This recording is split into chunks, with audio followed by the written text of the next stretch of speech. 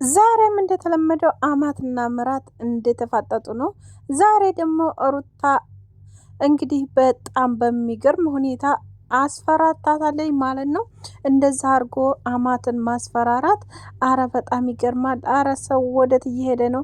ይሄ ነገር ምን እየተማርንበት ነው? ቤተሰብ ቡሴ እንግዲህ ዛሬ እንግዲህ እንዳያችኋት ቤቷ ድረስ በመምጣት ዛሬም በድጋሚ እንግዲህ አስፈራርተዋታል። እንዲሁም ደግሞ የሩታ አክስት ጋር አብራ አክስቷ ጋር ሆና እንዲሁም ኤፍሬም አለ አብርሽን ታላመጣሽ አንቺን አልፋታሽም በማለት እንግዲህ ማስፈራሪያ ይዛ ሄዳል። ማስፈራሪያ ነው ብቻ እንጃ።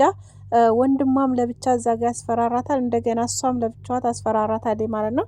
ሙሴ ደግሞ ምንም የማውቀው ጉዳይ የለም ከላይ ላይ ወረድ በይ ልቀቂኝ፣ መልቀቅ አትችይም ወይ አንቺ እያለቻት ነው ማለት ነው። እዚህ ጋር ደግሞ እሷ አልለቅሽም መቼም ቢሆን በእጀት አላስገባ አብርሽን መቼም ካንቺ አልፋታም፣ ካንቺ ራስ ላይ አልወርድም። ስለዚህ አንቺ ነሽ ነገሩን ኩላ ታውቂያለሽ ፕሮሰሱን፣ እንዲሁም ደግሞ ውጭ የላክሻቸው አንቺ እንደሆንሽ ሰምቻለሁ፣ ውጭ ነው የሄዱት ብለውኛል ማለት ነው። ስለዚህ ይህን ነገር ደግሞ በደንብ የምታውቂው አንቺ ነሽ ቡሴ፣ ሁሉንም ነገር ታውቂያለሽ፣ ንገሪኝ፣ ካልነገርሽ ግን አንላቀቅም ብላ እንግዲህ የማስፈራሪያ መልእክት አስተላልፋለች ማለት ነው። ሩታ ተብዬዋ ማለት ነው። ሩታ እንግዲህ ዘር ማንዝሮቿን እያያዘች እየመጣች ነው። ሰሞኑን ደግሞ ቤተሰቦቿ ብቅ ብቅ እያሉ ነው ማለት ነው። እንግዲህ ይህን ኩላ ነገር የምታደርገው እውነት ለመናገር ላብርሽ ነው ወይስ እኔ የገረመኝ ነገር ለትዳሯ አስባ ነው ወይስ አብርሽን ፈልገው ነው ወይስ ለምንድን ነው ብዬ ነው ማስበው። ምክንያቱም እዚህን ያህል ጥግ ድረስ እንደዚህ አይነት ነገር ማድረግ አማት መከበር ያለባት ናት፣ ታላቃቸው ናት፣ የሁሉም ታላቅ ናት። በነገራችን ላይ ውሴ እና በፊት ደግሞ እሷ ታወልድ ራሱ እየተንከባከበቻት ያለቻት ነበረ፣ ተጎና የነበረቻት ሴት ነበረች። ታጠገቧ ሆና እንዳይከፋሽ ከጎንሽ ነን ዛሬም ነገም እያለች ወንድሟን እንደዛ እየሰደበ ወንድሟን አልሆነ ቦታ በቃ እንትን እንዳይ እያደረገች ተሷ ጎን ነበር ሆነ ያለችው። አሁን ላይ ግን እሷም ተገልብጣ ወደሱ እንግዲህ ነገሮች በገለበጦች ሆነዋል ማለት ነው። ግን እንደዛም ሆኖ ግን ቡሴ ደግሞ ዛሬም ነገም ወንድም የብቻ ደህና ይሁን እንጂ ከአንቺ ጋር መኖር አለመኖሩ ራሱ ይወስነዋል። ራሱ የሚያወራውንም ያወራል። ግን አሁን ላይ እንደዚህ አድርገሽ እንደዚህ አደንቆረሽ ወንድሜ ካንቺ ጋር ሊኖር አይችልም ብላታለች። ስለዚህ ነገሩን ታላወቅሽ አንቺ ትደነግጭ ነበር። ራሱ ድንጋጤ እንኳ የለሽም። ክንደውልልሽም ስልክሽ ልታነሽ አልቻልሽም ትናንትና። ዛሬም በድጋሚ ትደውልልሽ ልታነሽልኝ አልቻልሽም ስልክሽን። ስለዚህ ነገሩ ሁላ ያለው አንቺ ጋር ነው። ይህን ነገር ደግሞ ልነግርኝ ወይም ያለችበትን ቦታ ልታሳይኝ ይገባል በማለት ከኤፍሬም ጋር እንዲሁም ደግሞ አክስት ተብዬዋ ጋር ሄዳ ነበረ። ቡሴ ግን ምንም አይነት ምላሽ ማሰጠቻትም አላቅም ነው ያለቻት። ፈልጊው የምትፈልጊበት እኔ ቤቴ መተሽ ፈልገሻል ከአንድ ሁለቴ ትናንትና መጣሽ ዛሬ መጣሽ። ስለዚህ ምን አስበሽ ነው ቤቴ እየተመላለሽ እንደዚህ የምትሆኙ? እና ነገሮችን በምታስቢ መንገድ አይደለም እኔ የማስበው። ስለዚህ ጭንቅላትሽን በደንብ አሰሪ። አንቺ ጤነኛ አይደለሽም፣ መቼም ዛሬም ነገም ጤነኛ አይደለሽም። ስለዚህ ተለይ ላይ ውረጅልኝ። ወንድሜ ነው ፈልገው፣ ወንድሜ የትም ይሁን የትም ብቻ ደህና እንዲሆን ነው ፈልገው። አላቅም ሄደሽ ፈልጊው የምትፈልጊበት ብላታለች ማለት ነው።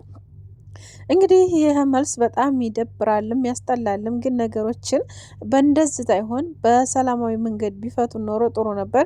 አሁን ላይ ግን በሰላማዊ መልክ የሚፈታ ነገር የለውም ብዬ አስባለሁ። ምክንያቱም አብርሽም እንግዲህ ብዙም ነገሮችን ማውራትም አይችልም መናገርም አይችልም። ለምን እንደው ብቻ ባናቅም ማለት ነው። እንግዲህ ሄርሜላ ደግሞ ጠበል ይዛው ሄዳለች። ሌላ ሀገር ነው ይዘው ሄደች ማለት ነው። ተጓደኞቹ ጋር ሆነ እንዲሁም ጓደኞቹም አብረው ሄደዋል ማለት ነው። ያ ነገር ማለት በጣም ደስ ይላል ሆነን ለመናገር ማለት ነው።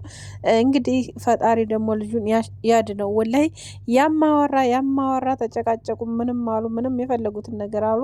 ግን ልጁ እንዲድን ሁላችንም ዱአ አድርጉለት ማለት ነው። ብዙዎቻችሁ በጣም የተጨነቃችሁ አላችሁ፣ የምትወዱት የምታከብሩት በጣም አላችሁ። እንግዲህ ከውጭ አይመጣም በነገራችን ላይ የሆነ በቃ አለ የለ የሆነን ሰው ለመጣል ከውጭ አይመጣባችሁም። ይሄን ደግሞ ታውቃላችሁ ሁላችሁም። ከቤት ነው የሚመጣው። ስለዚህ ከቤት ጀምሮ ነው ይሄ ነገር የመጣበት አብርሽ እንግዲህ ከገዛ ወንድሙ ጀምሮ ማለት ነው። እንግዲህ የገዛ ወንድሙ ኤፍሬም ተብዬው አይታችኋል። ተሄርሜላ ለማለየት ሄርሜላን ደግሞ ለራሱ ለማድረግ በጣም ብዙ ነገሮችን እያደረገ ነበረ። እንደገና ደግሞ ትዳርህን አስተካክላለሁ በማለት ከዚችኛዋ ከጓደኛዋ ጋር ሆኖ ብዙ ነገር እንዳደረገበት ነው የሚወራው ማለት ነው። በጣም ብዙ ነገሮችን ብዙ ያልተሚገቡ ነገሮችን ሁላ አድርጎበታል እያሉ ነው ማለት ነው። እንግዲህ ያንን እነሱ ናቸው የሚያውቁት፣ እኛ አናቅም። ግማሾቹ ደግሞ ለፕራንክም ነው እያላችሁ የምታስቡ ልጆች አላችሁ። ፕራንክ ቢሆን ጥሩ ነበረ፣ ግን ፕራንክም ሆነ ምንም ሆነ ይሄ የሚሰሩን ነገር ምንም የሚያስተምር ነገር የለውም። ትውልድን የሚያስረክስና የሚያስጠላ በጣም የዘቀጠ ነገር ነው የሚሰሩት። እውነት ለመናገር በጣም የሚደብር የሚያስጠላ በቃ ከምላችሁ በላይ ማለት ነው። እና ይህን ነገር ሀግ በየሌላቸው በቃ ሰው የሌላቸው እስከሚመስል ድረስ ማለት ነው። እና ሰውም የላቸው ወይ ትልቅ ሰው መካሪም የላቸው ወይ እንደዚህ የሚሆኑት እናት አባት የላቸውም ወይ እየተባሉ እዚህ ደረጃ መድረስ ማለት በጣም ከባድ ነው። እንግዲህ ቡሴ በነገራችን ላይ ነገሮችን ለማስተካከል ብዙ ጊዜ ገብታለች። ብዙ ጊዜ ወንድማቸው ታላቅ ወንድማቸውን ብዙ ጊዜ ጥሯል፣ ለፍቷል እነሱን ለማስተካከል ሁሉንም በየፊናው ለማድረግ ማለት ነው። ግን የሚሰማው አልነበረም በጊዜው። ቡሴም እንደዛው የሚሰማት አልነበረችም በጊዜዋ። ማንም ሰው እየሰማት አልነበረም።